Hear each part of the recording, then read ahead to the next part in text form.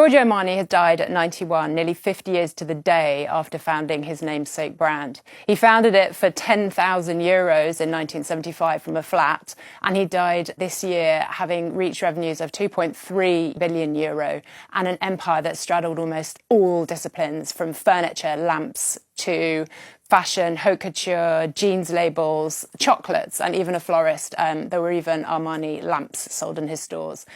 Throughout his career, he remained the sole shareholder of his business, which makes him an absolute unicorn in the fashion industry. And in that entire time, he kind of managed both the accounts and his own creative leadership. He also helped design more than 200 films, starting with American Gigolo, where he worked with Richard Gere, and he designed the outfits and suits for almost any leading man who you saw on a red carpet, thus revolutionising what we understand to be the soft-shouldered Italian tailoring look that became ubiquitous throughout the Western world. As Richard Gere said to us in an interview last month, he kind of taught the world how to get dressed. He also taught Daniel Craig and many, many women, among whom Cate Blanchett and Naomi Harris and Julia Roberts and Winona Ryder were also part of his army.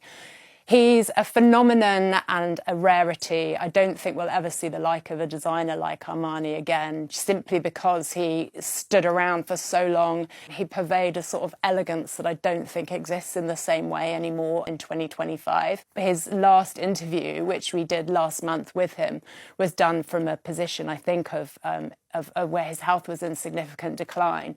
And yet at no point during the process did he acknowledge the fact that he'd been ill. He was just very, very sorry that he hadn't been at his last 3 shows because he'd been kept back in Milan in his house.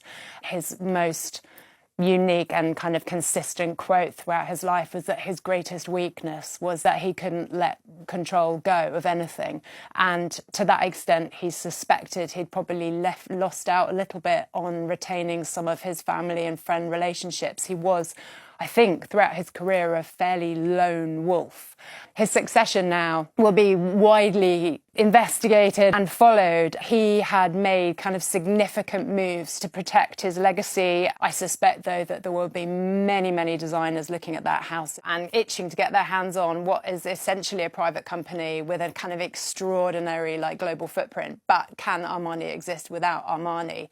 It's a million-dollar question, billion-dollar question, and one that I think isn't easy to answer. Armani was such a strong personality and so embedded in his shows. He even touched up the models' makeup before they went on the catwalk. He was absolutely hands-on designer, and I find it quite hard to imagine an Armani without him.